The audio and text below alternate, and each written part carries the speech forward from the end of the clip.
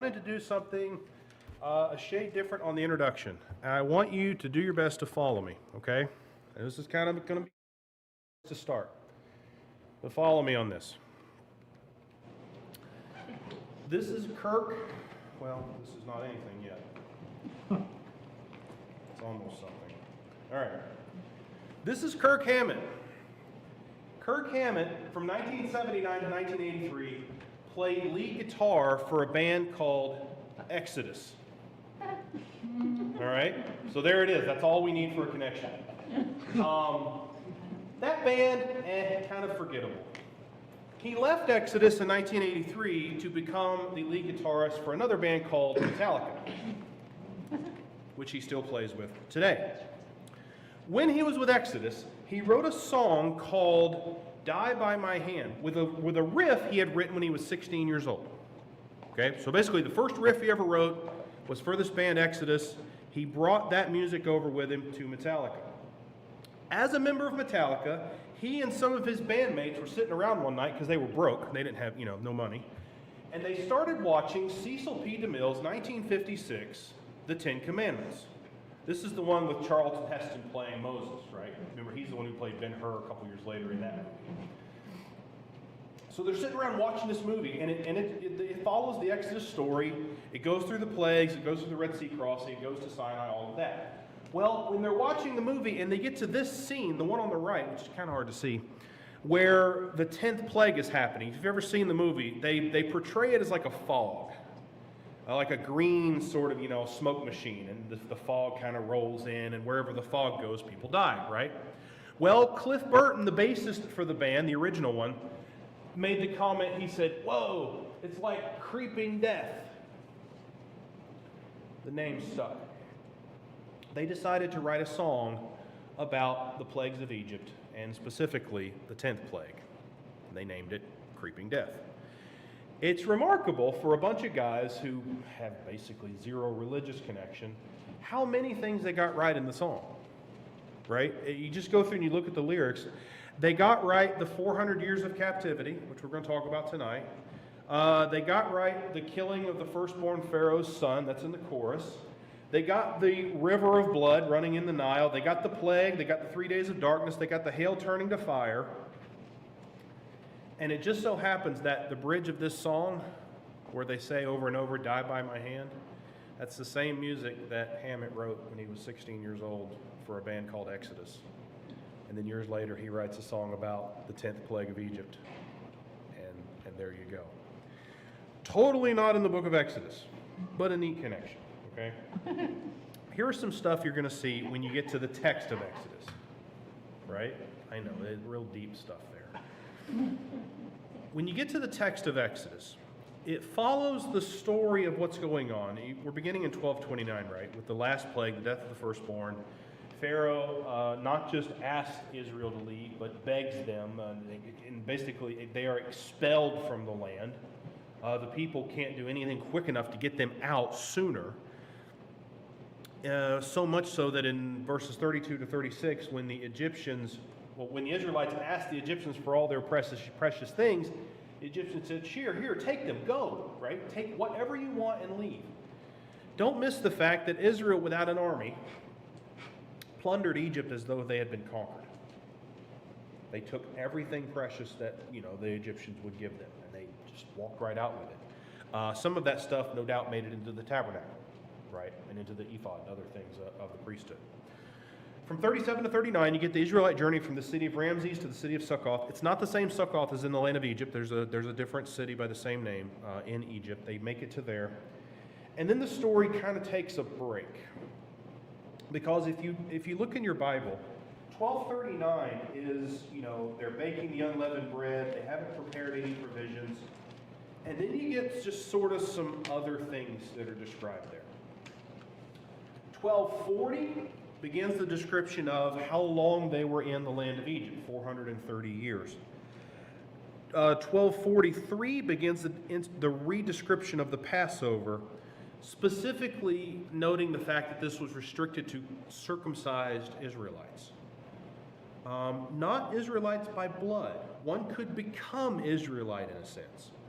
by undergoing circumcision and keeping the law. You might call that a naturalized Israelite. They would be counted just as Israelite as anyone else if they were to go through circumcision and keep the law. If that were true, they could then partake of Passover just like any of the blood descendants of Abraham. In verse 50, they did just as God commanded them. From 13:1, you have the consecration of the firstborn. And then 13:3 through 16, you have two memorials that are described there. I grew up under the impression that the Israelites had one thing to remember the Exodus event. They didn't, they had two. The first one was obviously Passover, right? Passover and the Feast of Unleavened Bread. That was the first memorial. There was a second one, and it's the one described in this text. The reason why I say that, look in chapter 13. In verse 9, the Passover and the Feast of Unleavened Bread shall be to you as a sign on your hand and as a memorial between your eyes, that the law of the Lord may be in your mouth. For with a strong hand the Lord brought you out of Egypt. Okay? Look down at verse 15. When the consecration of the firstborn is described, notice it's the same sort of language. For when Pharaoh stubbornly refused to let us go, the Lord killed all the firstborn in the land of Egypt, both of the firstborn of man and the firstborn of animals. Therefore I sacrificed to the Lord all the males that first opened the womb, but all of the firstborn of my sons I redeemed. It shall be as a mark on your hand or frontlets between your eyes, for by a strong hand the Lord brought us out of Egypt. The same language of, you're going to do this thing so that it will serve as a reminder to you of a thing that I did, God speaking there, is used for Passover, and it's used again in this consecration of the firstborn. Okay. Also noteworthy, you are not allowed to break the neck of any of your children. This would have been before they got annoying, so that doesn't count. But at least with animals, that was something they were permitted to do if they could not do that. In 13 and verse 17, you get kind of back to the main storyline, right? So we have sort of a, this is why I broke it up here in the outline. You have sort of an aside with some legal stuff, you might say, or just some statutes that they needed to know. And then we come back to the main text, or the main storyline in 13, verse 17. Okay. What'd you see? What'd you notice? What caught your eye when you read through the text? Okay. What did you find there that was interesting? Yeah. I actually have a question. Okay. My observation. I don't know if that counts, but It absolutely counts. Sometimes what you observe is, I don't know. Right? That's a good one. So in, I just lied. Can you go back a slide? There you go. Yeah. Okay. So in 1231, when Pharaoh calls them so that he can expel them, so it says he summoned Moses and Aaron during the night and said, "Get up, leave my people, both you and the Israelites, and go worship Yahweh as you have asked. Take even your flocks." So he's finally giving them everything that they've asked for. I have always wondered, and I don't know what you've seen, but what the answer is for him calling Moses and Aaron back to him, because back in chapter 10, verses 27 through 29, this is right after the 9th plague. It says, "But the Lord hardened Pharaoh's heart, and he was unwilling to let them go. Pharaoh said to him, 'Leave me, make sure you never see my face again, for on the day you see my face you will die.' And then Moses replies, 'As you have said, I will never see your face again.'" So those, I don't think they're actually necessarily contradictory, but I'm not sure what the general agreed upon reasoning is here for how he was summoned to Pharaoh after agreeing with him that this would never happen again. I don't know, is the short answer. I guess he could summon him without actually being in the room with him, send it by way of a messenger or representative. But you are right, it does say he's not supposed to see his face again. Mike, did you have a thought? I think what Pharaoh is saying is, you get out of my presence and I don't want to see you anymore. Right. But he changed his mind and called him. And Moses agreed, I'm okay with not being in your presence anymore. But then when he came out, had the death of his son, he changed his mind. Seems to me that's what happened. So is it the idea that I will not see your face again doesn't have to be literal, I won't ever see your face again, but is that an expression of, look, I don't plan on being back here, you know. Well, if you It think could be about mutual. It's you- not like Moses is gonna come back to see him again of his own volition, you know. Have you ever heard of somebody saying, I don't want to ever see your face again? Yeah. And you might. A lot of times, later, they might. They might change their mind about that. Well, in some cases, it's mutual, but, you know. So I guess the answer then is, I was taking this because most of the time when Moses is talking to Pharaoh, he's saying what God told him to. I've always read that as this was him passing on God's message. You're right, we'll never see each other again, but it doesn't necessarily have to be that, and I haven't thought of that before, so that makes sense. It may be the idea that, you know, I'm not coming back to see you, right? Because in other instances, Moses came to Pharaoh, right? But this could be, look, I'm not coming back to you. You're going to have to call me. I don't know. Maybe that's the way to sort of square those two. It's a good question. I don't know that I thought about those two things together. Okay. Other stuff, 12, 29 through the first part of 13. There's a lot more there. Yep. Oh, go ahead. I just have a question. How Mhm. many times did Moses say that you would let them go and you would? How many times did Pharaoh say he would let them go and then didn't? I want to say 9, but I don't think that's right. Because I don't think he said it after every single plague. We willing to say better than 5? I mean, at least 5 times? You know, he said, okay, I stop, and then when the thing went away, yeah, so over and over. The last one did not have that effect on Pharaoh. He not only asked them to leave, but commanded them. What always struck me is in verse 32. He tags on one other thing, and I've always wondered sort of how to take that. Verse 32 of chapter 12, take your flocks and your herds as you've said, and be gone, and bless me also. I'm less of the persuasion that Pharaoh is looking for a blessing from Moses. I mean, this is not exactly, they are not on good terms. And it's not like Pharaoh is trying to, you know, I don't think repent here. I wonder if Moses leaving is the blessing, right? Bless me by leaving, right? Do me good by getting out of here, right? Kind of like the idea of the Philistines sending away the Ark of the Covenant, you remember? That was to their benefit. It was a blessing to them to be rid of the thing. And I wonder if it's not the same sort of thing here with Israel and Moses. Did you have a thought? Yeah, Bruce? the thing that impressed me as I was reading this, here is the record of one of the most important events that happened in Israel's history. I mean, crossing the Red Sea, the defeat of all of that. That miracle is almost as significant in the Old Testament as the resurrection is in the New Testament. I would say to them it is. It was. This is the event in their history.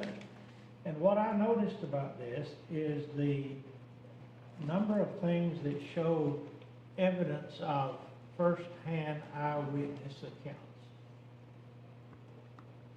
Look at the things that you have, the marks of an eyewitness at midnight. Mm-hmm. He could have said it during the night or something like that, but it's at midnight. And in verse 30, where he says, Pharaoh rose up in the night, and a great cry in Egypt, for there was not a house where someone was not dead. And all of these statements that are there, they reflect this eyewitness testimony that it was all during this time frame that it's there.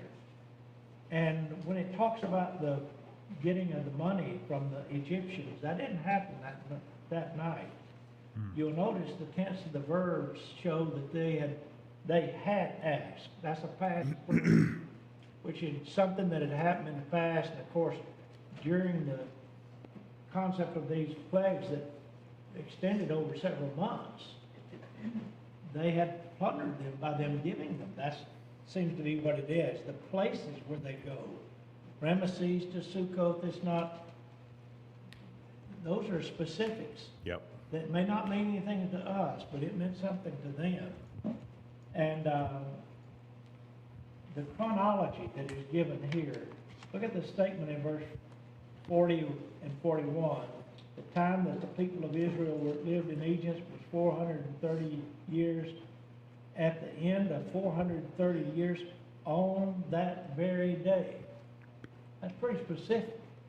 And I'm just using this to say, when we have somebody giving testimony and they don't have specific evidence, it's sort of questionable. Yeah, so the details in the account point to eyewitness testimony. And this is something that others have argued for evidence for why the Gospels are true, is that there are details included that don't have to be there. No, no reason. The one I like is, where is it? Oh, verse 34. I get that the unleavened bread is going to be a memorial of this, but the story doesn't necessarily change if you take out the fact that they had tied up their bowls on their cloaks and on their shoulders. It's like, I'm never going to look at something in God's word and go, who cares? But at the same time, you go, I can see where that didn't have to be there, and it would still have carried on. Again, I didn't get to write it, so that it's his prerogative. But a detail like that is just, like you said, someone had to be there to know that and to record it, someone like Moses. 100%. All right, yes. We were having some conversations about the numbers. I'll let you make your No. comment first, and then I'll make my comment. Listen, I spent way too long on Monday in a rabbit hole about the date, or sorry, rather the 430 years, so we'll see. What do you think So about going from the 70 people in to the 600,000 men out, two questions. I mean, she brought up, I wonder what that looks like to even imagine whether it be the 600,000 or the 2.4 million, depending on how, if it's married and children kind of thing. The thing that I got tangented on this time was, is that even, does the math out? If I have 430 years, how many kids do I have to have per generation to get to this number? And, I mean, again, if you just assume the conservative, 2.5 million. Are you getting a side eye? Yeah, I am. If you get the conservative 2.5 million, it's only three to four kids in a household. Right. This is not ridiculous. It's not. This completely fits the timeline of the narrative and what the count may have been. And that's conservatively saying that they only had 2 kids, which was not really common as we see in the Old Testament, to just 2 kids. The turnover was rapid in Egypt. And some people will bring up as an argument against that, they'll say, well, if you look at the genealogy of Levi, it goes Levi, I had it written down, Levi, Kohath, Amram, Moses. That's only 4. How on earth could you do that? If you look at the genealogy of Ephraim, where Joshua came from, how many generations are there between Ephraim and Joshua that are recorded? Any wild guesses? 7. 11. First Chronicles 7, 20 to 27. That's why we do our daily Bible reading, because you come across this stuff. Between Ephraim and Joshua, there were 11 generations. And if you divide up the years, it works out. I mean, no one's having kids at 4 years old, or no one's having 29 kids. The number of generations plus the number of kids, the math works on this. And people argue against that 2.4 million all the time. I mean, they'll try to say, well, the word for 1,000 doesn't mean 1,000. I'm like, well, it does. And, we have to go from there. I heard a statistic one time, and they said in order for you to go from 2 people to the number of people that are alive right now, supposedly in the earth, I think they said there's like 6 billion, I don't know if that's true or not. They said it takes 1,200 years. So, you account for famines and wars and all the other things that happen, you can go from 2 people to billions of people in 1,200 years. Yeah. So a third of that, Truth be known, it's- they had a lot more than 2.4 it's the numbers. people, they probably had more. the numbers work. Yes, Todd? I think we discussed this a few years back. I think someone brought up on how big the crowd was. There was 400,000 people at Woodstock in 1969, and photos of that are people to the horizon, for as far as you can see. I mean, it's just, and that's 10 times one of, a football stadium. Yeah. Speaking of Metallica, I think there was a concert they did in Russia where they had 1 million people show up. I mean, and it, just like you said, it's just an ocean. It's just people as far as you can go. So people try to argue against the text of Exodus by saying, well, the time isn't long enough, or you can't have possibly feed or support that many people, and da-da-da-da, and all this, and all this, and all this. The short answer is the numbers work.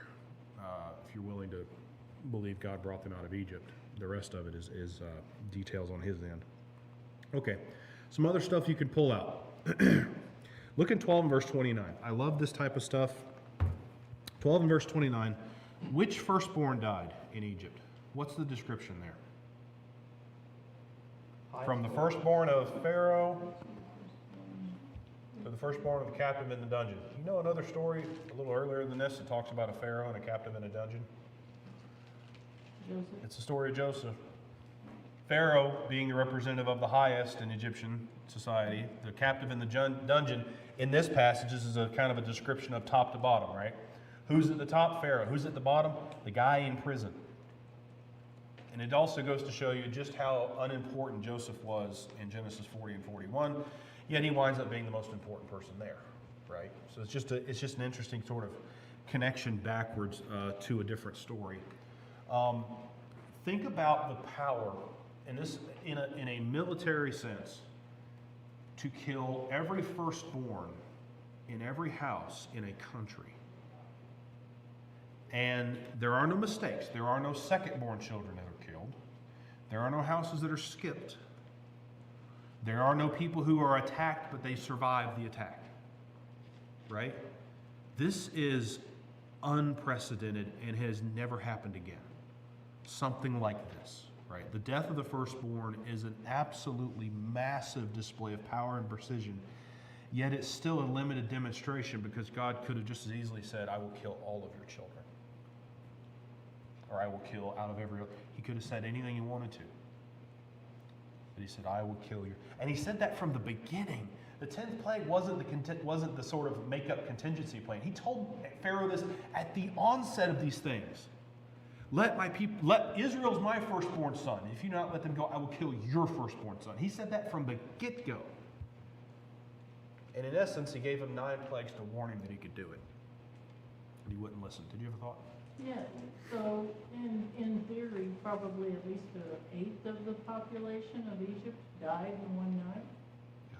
I mean, I'm assuming there were millions of people there at the time. Yeah, I talked a couple weeks ago about the sound of the frogs. That's kind of a funny thing. This sound is not, right? When the text says that there was a great cry in Egypt, for there was not a house where someone was not dead. Every Israelite house, in a sense, became an altar by way of sanctification. Every Egyptian house became a funeral home. Because every single house had a firstborn in it. Sean, did you have a thought? That's kind of where my mind went, into precision. I mean, we can wrap our heads around doing something on a small scale. We can wrap our heads around doing something on a grand scale, a large scale. Yeah. But doing them both at the same time with that kind of mass destruction, but yet pinpointed by the person, that's pretty impressive. You start getting a sense that he's way bigger and more powerful than, I always say our perception of God isn't big enough, ever, right? And this just sort of proves that point. And in essence, the Egyptians paid the Israelites to leave. The story of Exodus starts with the book of Exodus starts with a story about an Egyptian paying an Israelite to do what God wanted her to do, didn't it? It started with Pharaoh's daughter paying Moses' mother to nurse him as her own. An Egyptian paying an Israelite to do what God wanted him to do, right, take care of their kids, is matched again by the Egyptians paying the Israelites to leave, in a sense, by giving them their things. God opened the door to anybody who wanted to be an Israelite the night of the Exodus. Well, leading up to this, I'm sure, but he didn't say, well, I'm sorry, you're not a descendant of Abraham, tough luck.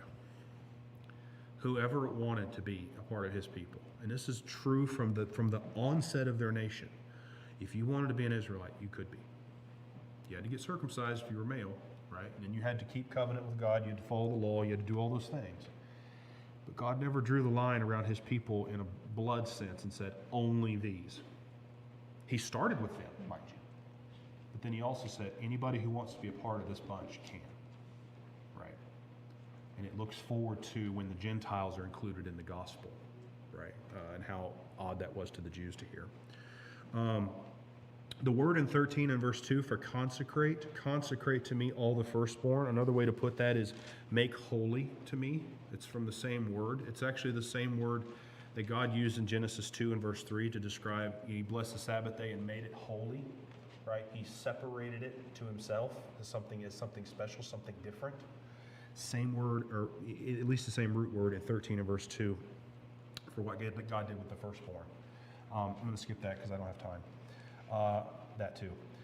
There is a great deal of repetition in the section. Over and over, God says that He not only brought them out, but He brought them out by a strong hand. Okay, repeatedly in chapter 13, He uses that phrase. With a strong hand, I brought you out of it. Not I barely got you out of there by the skin of your teeth, none of that. By a strong hand, I brought you out of Egypt. There's the repetition of, I mentioned this already, the sign or the mark on the hand and the memorial or the frontlets between the eyes. Kind of, a mark of ownership plus something you would use with animals, right? Something that would guide them and steer them in the right direction. There's at least 12 references to being brought out of the land of Egypt. And it's not going to stop. The further you study through the law, it seems like every other sentence in the law of Moses is, for I brought you out of the land of Egypt, right? The beginning of the Ten Commandments, I am the Lord your God who brought you out of the land of Egypt, out of the house of bondage, right? That's the opening line of His law to His people. Remember what I did. I did this for you. Now, I mentioned the two Israelite memorials. I think a good way to distinguish between the two, Passover remembers what God did for Israel, right? The sort of maybe the positive thing. What did God do for Israel? He delivered them. He saved them. He brought them out of Egypt. What does the firstborn being consecrated remember? Because it's not that. Right? When you go look at the description in chapter 13, in verse 14, and when in time to come your son asks you, what does this mean? That's the same phrase that's used of Passover earlier, right? By a strong hand the Lord brought us out of Egypt from the house of slavery. That's the same line as the beginning of the Ten Commandments. For when Pharaoh stubbornly refused to let us go, the Lord killed all the firstborn in the land of Egypt, both the firstborn of man and animals. Therefore, I sacrificed to the Lord all the males that first opened the womb, but the firstborn of my sons I redeemed. That wouldn't have been a yearly feast type thing. That would have been maybe more than once a year, maybe less, depending on your animal situation and your kid's situation. It could have happened more frequently than Passover, just depending on what it was, but they had two memorials. They had the memorial of what God did for them, and they had their memorial of what God did to Egypt. Right? So I think that's a good sort of way to break those two up. In 13 and verse 13, every firstborn of a donkey you will redeem with a lamb, and if you will not redeem it, you'll break its neck. Maybe there's something to the idea of if you want to save the life of your firstborn animal, you have to give a lamb in its place. That should ring bells to Christians. Right? Jesus being the lamb given to redeem all of us, that whole idea, maybe that's an echo of that too. All right. Goodness, I need another hour. What would Israel have done with this? I could make the font bigger, but it would be 2 lines, so I didn't do it. If they learn nothing else, this is the lesson. Why are you a people? Why are you a nation? It's because Yahweh, God, brought you out of Egyptian bondage. It's the most repeated line in the law, as far as I could tell. This is why everything happens the way that it does. This is why their culture is what it is. Their calendars restructured around this moment. Their yearly calendars based around Passover and that sort of thing. It's just everything they are as a people is based on one event. It's based on God's bringing them out of Egypt. And again, later on, when Israel is unfaithful to God and they're going after idols, He's going to keep reminding them, remember what I did for you. And item number 1 is always, I brought you out of the land of Egypt. Right?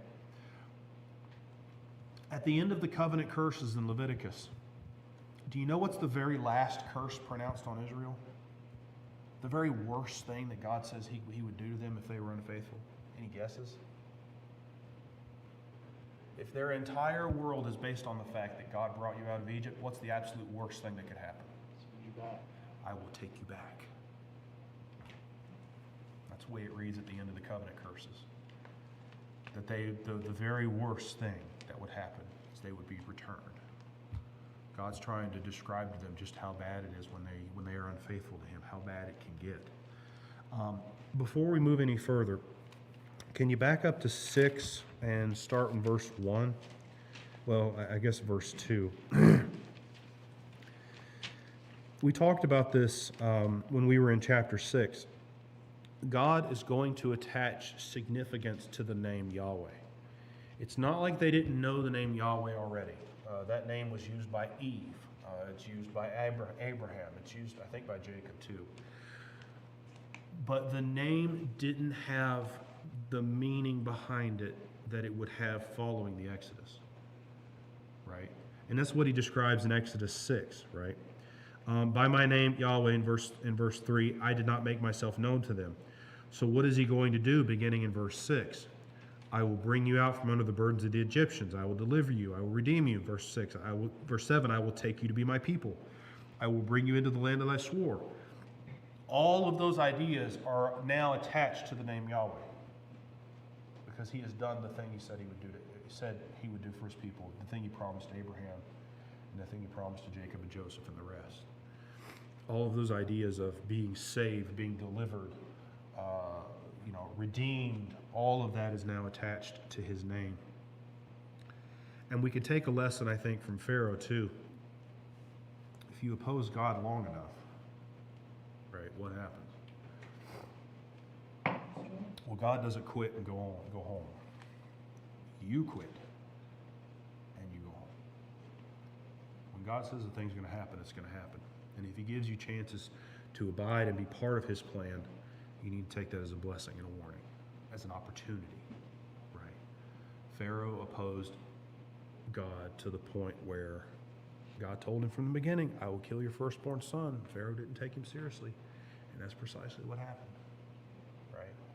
The innocent died because of something Pharaoh did, right? Sin always has great collateral damage. We can't miss that. And they couldn't have missed that as Israelites. As an Israelite, from the very beginning of their culture, they understood that if somebody wanted to be Israelite, that God would not hold that against God would not hold it against them if they were a Gentile. They couldn't remain a Gentile, right? If you wanted to be part of God's covenant people, you couldn't just say, well, listen, I was born Moabite, I'm going to die Moabite, but because it's really good for me to be in this nation where everyone's blessed, I'm just going to chill here, but I'm going to keep being myself. That was never part of the plan. That was never the idea, right? What did Ruth have to do when she moved from Moab to Israel?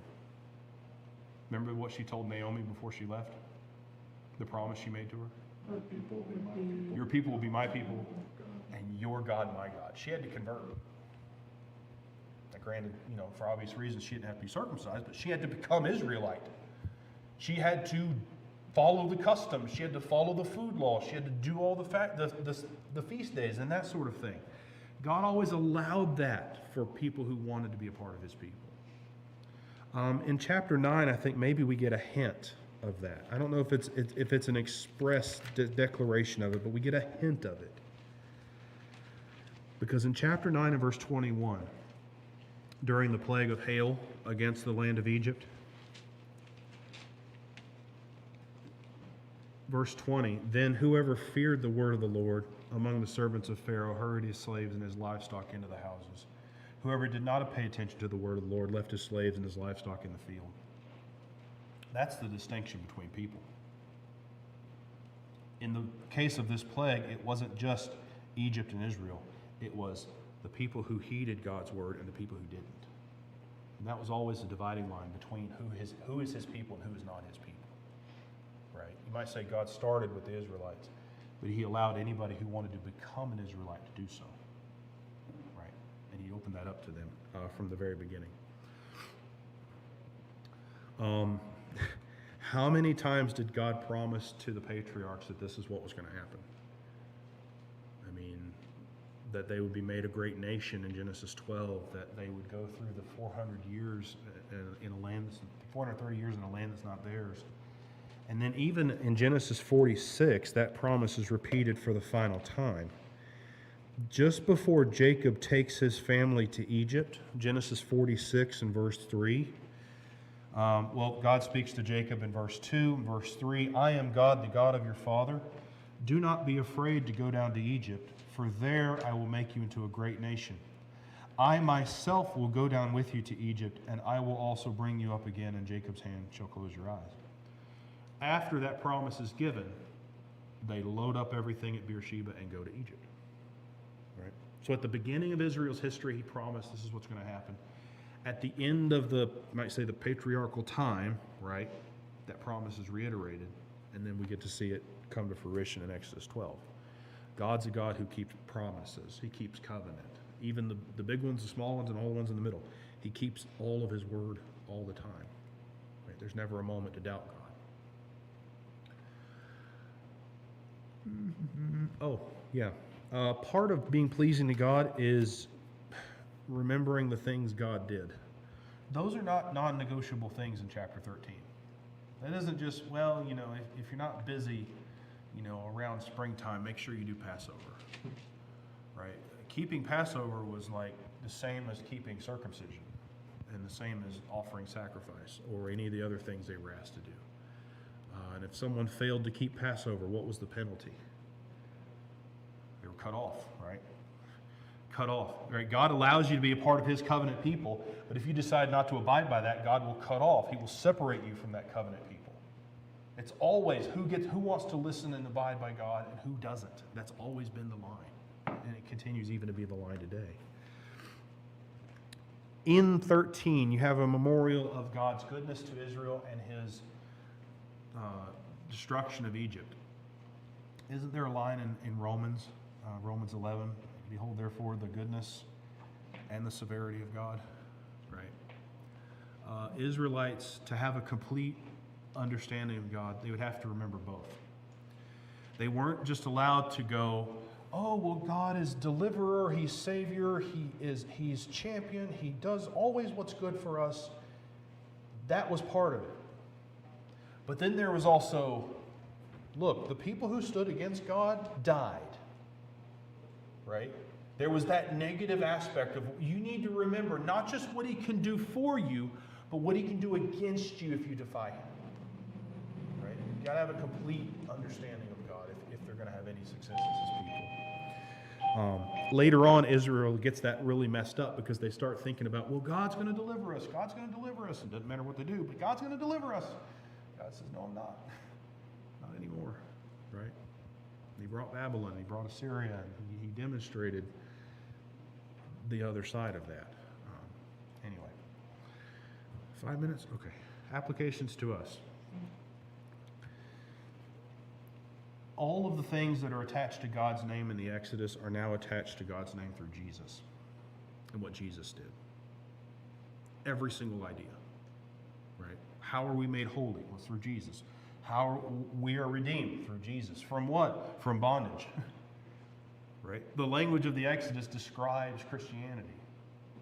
The only thing that's different is who's at the top.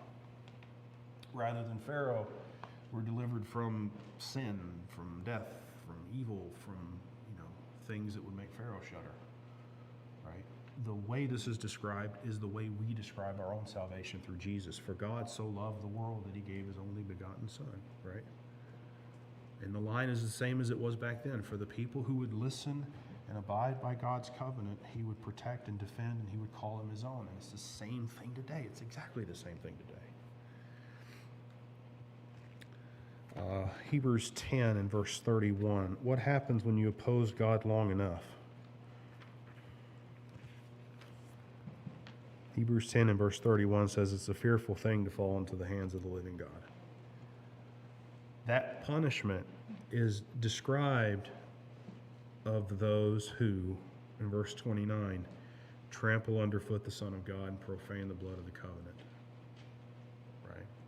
Those who failed to abide by God's law died, as it says there, without mercy in verse 28. how much more so if you reject Christ? Right? As amazing as the Exodus is, it was a very local thing to a certain group of people. The cross was a global salvation to all of mankind. Right? And if some Israelite were to take lightly what the Exodus did, that would be bad. But if somebody were to take lightly what was done through Jesus on the cross, there's not a number that describes how much worse that is, right? Just in terms of scale and seriousness and all of those things. Anyway, I mentioned this point, God accepts all those who want to be a part of his covenant people. You remember that was the point of the vision that was shown to Peter, right? Peter and his great sheet full of animals he wasn't allowed to eat, and he made the point, well, I can't do that. What was the point impressed on him? What did Peter grow to understand in Acts chapter 10? Calling the Gentiles clean. Yeah.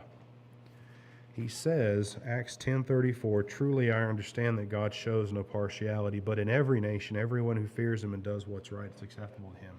Is that a brand new idea in Acts 10? Like, this is the first time ever that's been no, that was the case back then. And it continues to be the case here. Anyone who fears him and does what is right is acceptable to him. Yep. This idea of bringing them out of the bondage of sin, just like you read in Exodus 9, he brought them out of Egypt and brought them into his land. Yes. You think it would have been merciful of God if he would have just taken them out of slavery and dropped them off, but all right, you're in a better spot than you were. But he brought them into a land, and same parallel for us. He brought us from sin. But if he just dropped us there empty, no, he brought us into his covenant. He brought us into heaven. Yep. And there's a wilderness to go through in the middle. It's not an instantaneous, you cross Egypt's border. Yeah, you're in the promised land. No, you got a way to go, right? There's some things you got to learn on the way there, which most Israelites didn't, unfortunately. But we're not there yet. That comes up in like 5 years, whenever we get through it. I mentioned that, I think.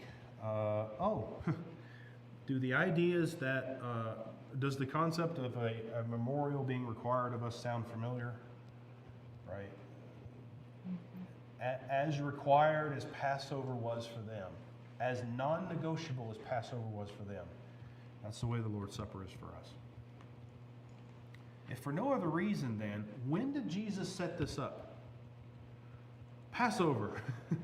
He chose the night of the thing, Passover, to institute the new thing, the Lord's Supper, the memorial not of Egyptian bondage and deliverance from it, but of bondage to sin and deliverance from it through him as the Lamb of Passover. I mentioned the goodness and severity part. I mentioned that. The firstborn of Egypt died because of Pharaoh's sin.